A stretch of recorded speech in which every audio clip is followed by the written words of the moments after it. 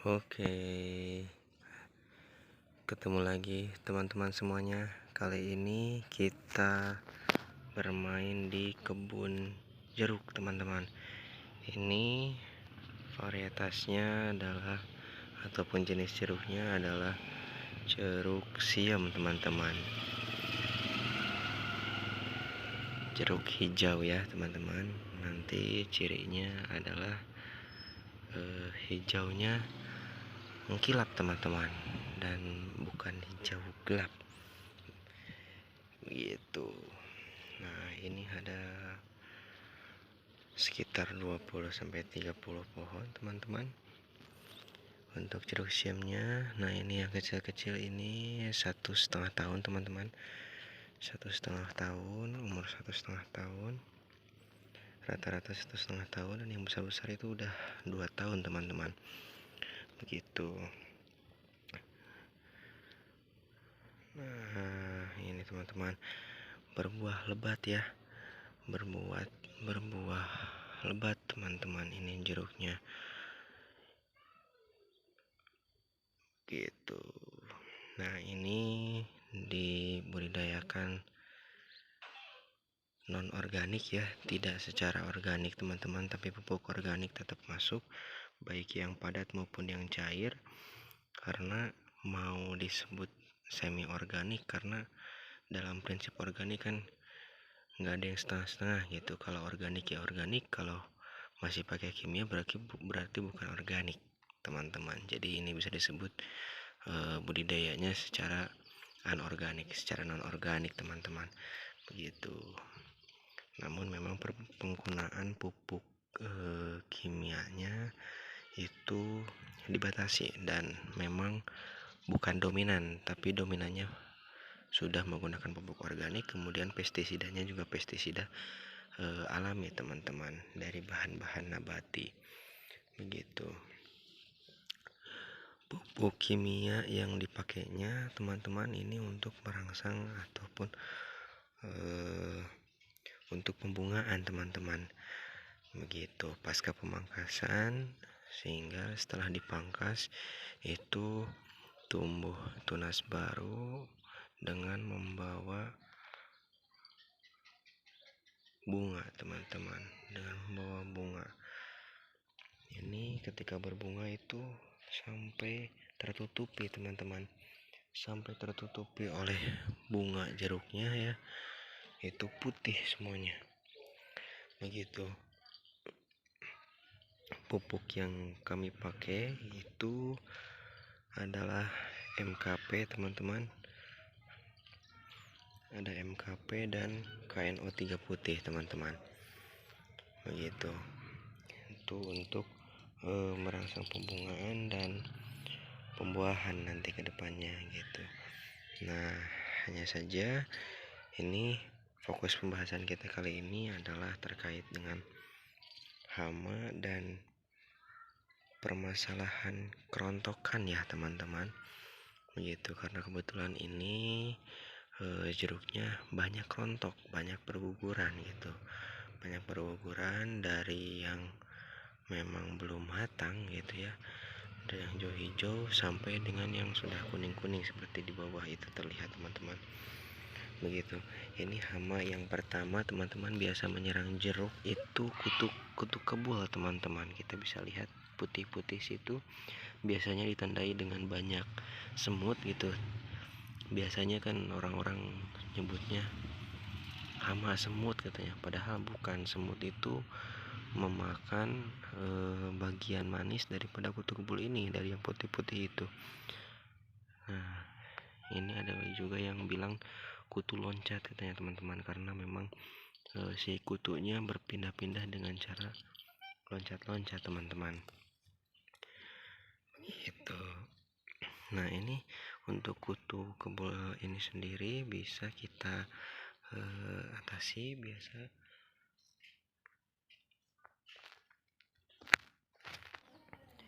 Nah, ini teman-teman, biasanya kami sering pakai ramuan yang bahan utamanya dari daun cengkeh, teman-teman.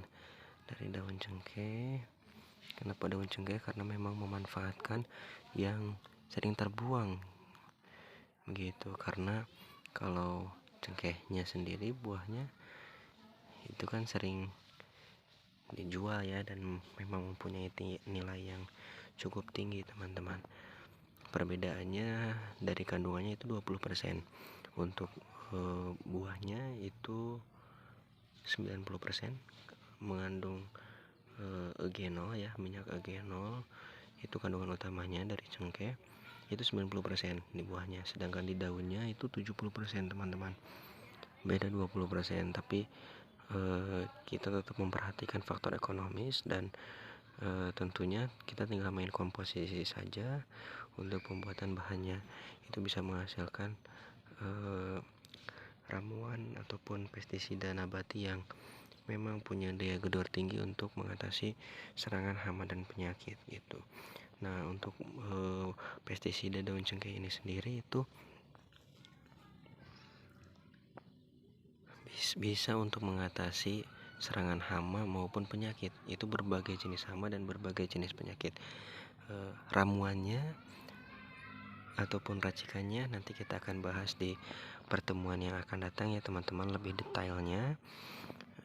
Ini sekarang untuk pertemuan kali ini kita coba bahas hama yang biasa menyerang untuk tanaman jeruknya teman-teman. Tadi sekilas juga dibahas pupuk yang sering dipakai ya, pupuk yang sering dipakai khususnya untuk pupuk kimianya teman-teman.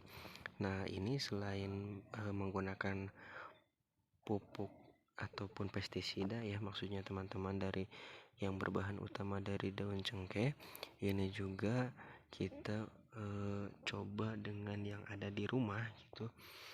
Kita pakai, ini cara sederhananya ya teman-teman, ini hasil eksperimen, bisa pakai sabun cuci piring dan sabun pakaian teman-teman, tapi yang liquid ataupun yang cair. Itu komposisinya 1 sendok sabun cuci piring, 1 sendok teh teman-teman, 1 sendok teh sabun cuci piring dicampurkan dengan 1 sendok sabun cuci pakaian liquid. Itu dilarutkan dalam 5 liter air teman-teman. Jadi saya ulangi lagi, 1 sendok teh sabun cuci piring ditambahkan dengan 1 sendok teh sabun cuci pakaian liquid ya, itu dilarutkan dalam air 5 liter teman-teman. Jika terlalu banyak itu terlalu panas nantinya, maksudnya terlalu banyak sabunnya itu terlalu panas. Dan sudah diuji cobakan mendapatkan hasil yang memang aman itu di komposisi seperti itu. 1 sendok teh sabun cuci piring dicampurkan dengan 1 sendok teh sabun cuci pakaian liquid, dilarutkan dalam air 5 liter teman-teman gitu. Disemprotkannya 3 kali teman-teman, disemprot pagi hari, kemudian sore hari, dan besok paginya begitu. Dan bisa terlihat setelah disemprot 3 kali, berarti terakhirnya pagi, disemprot pagi besoknya. Nah, kita bisa lihat siang ataupun sorenya hasilnya seperti apa. Biasanya lebih bersih dan kutunya sudah menghilang gitu. Nah, ini selain di kutu kebo juga biasa dipakai, ini kebetulan sudah diuji cobakannya ke jenis trip, hama trip di komoditi cabai teman-teman. Itu berhasil teman-teman dengan metode bahan yang tadi, sabun cuci piring dan sabun pakaian teman-teman. Itu berhasil dengan cara penyemprotan yang demikian. Disemprot 3 kali dengan intensif ya, disemprot pagi, kemudian sore, dan besok paginya disemprot 3 kali begitu. Tentu karena ini kutu kebonya ada di bawah daun, disemprotnya di bawah daun, dan lokasi di mana tempat terjadinya ataupun tempat si hamanya berada teman-teman begitu. Nah, kemudian selain itu juga hama belalang ya, umum itu menyerang daun biasanya. Nah, ini dampak dari kutu kebo tadi teman-teman, karena banyak semut tadinya. Ini semutnya sudah berkurang, bahkan tidak ada teman-teman. Dan kutu kebonya juga sudah bersih. Ini tinggal satu titik lagi lokasi di sini. Nah, ini hitam-hitam seperti ini itu kotoran semut teman-teman. Itu kotoran semut yang memang menggerogoti tadinya dari hama kutu kebo itu. Begitu teman-teman. Nah, kemudian hama selanjutnya ataupun penyakit selanjutnya itu yang biasa menyerang jeruk itu belalang ya, ada ulat juga, kemudian ada karat buah teman-teman. Ini penyakit karat buah itu. Nah, untuk karat buah sendiri ini diagnosanya bisa dari kekurangan kalsium ya, kemudian bisa karena pH yang tidak cocok, biasanya pH masam, kemudian bisa juga oleh virus teman-teman untuk karat daun ini sendiri. Begitu. Ada berbagai macam faktor. Hanya saja jika kita melihat dari kejadian yang lainnya, karena ini juga ada kerontokan dari buah ya teman-teman. Kita bisa lihat ada yang jatuh-jatuh di situ, teman-teman. Ada yang jatuh-jatuh di situ banyak, lumayan. Ini sudah dibersihkan sebagian. Untuk jeruk yang jatuhnya itu kita bisa lihat banyak yang jatuh. Nah, ini penyebab kerontokan untuk buah, untuk tanaman apapun gitu ya. Jika terjadi kerontokan itu artinya kekurangan kalsium teman-teman. Nah, cirinya kita bisa lihat dari buahnya, itu tidak ada busuk di buahnya. Tidak ada busuk di buahnya. Kalau busuk di buahnya itu namanya busuk buah teman-teman. Cirinya busuk buah adalah adanya ulat teman-teman, ataupun ya memang ada makhluknya teman-teman. Sedangkan ini untuk jeruknya itu tidak ada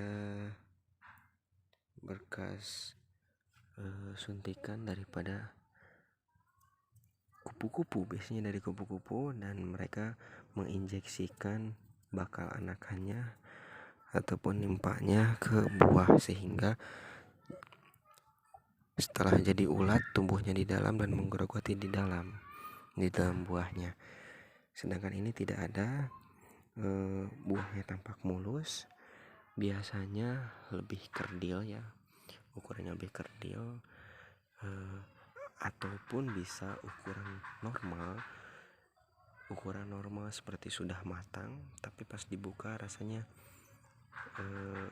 lebih masam dan keras gitu. Keras itu artinya kekurangan kalsium teman-teman. Nah, bisa diatasi teman-teman untuk kekurangan kalsium itu dengan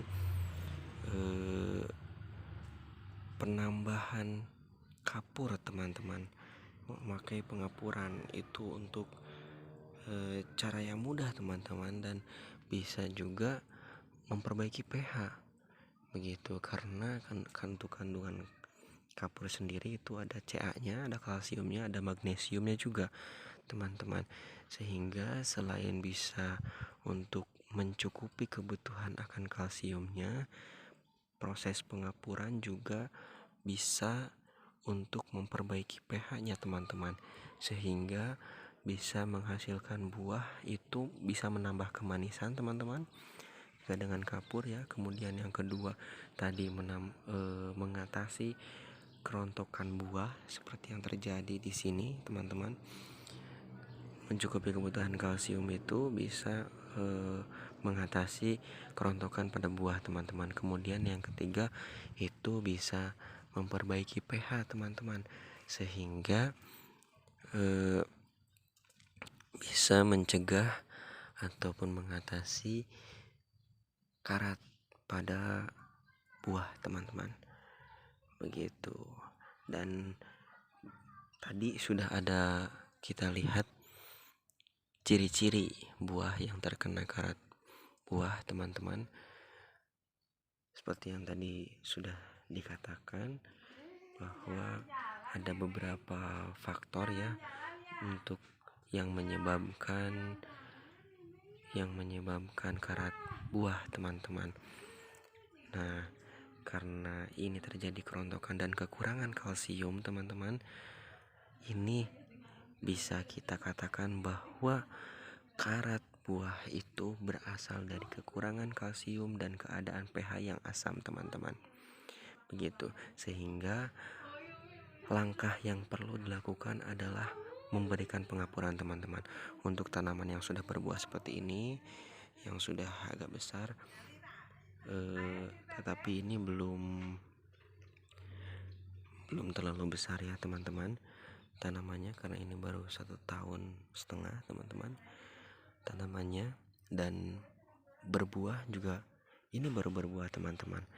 Ini periode pertama berbuah dari tanaman ini teman-teman.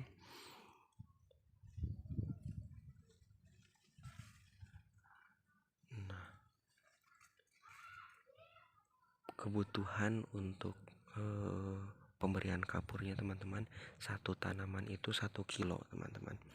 Sedangkan untuk tanaman yang sudah dewasa, yang sudah besar, itu yang 2 tahun ke atas teman-teman, umur 2 tahun ke atas, untuk jeruk itu kan sudah besar, itu bisa 2 kilo per tanaman teman-teman, 2 kilo per pohon. Untuk dosis pengapuran teman-teman bisa diaplikasikan dengan cara ditaburkan kita keliling teman-teman, keliling itu di ujung tajuk tanamannya. Nah, itu terlihat digundukan.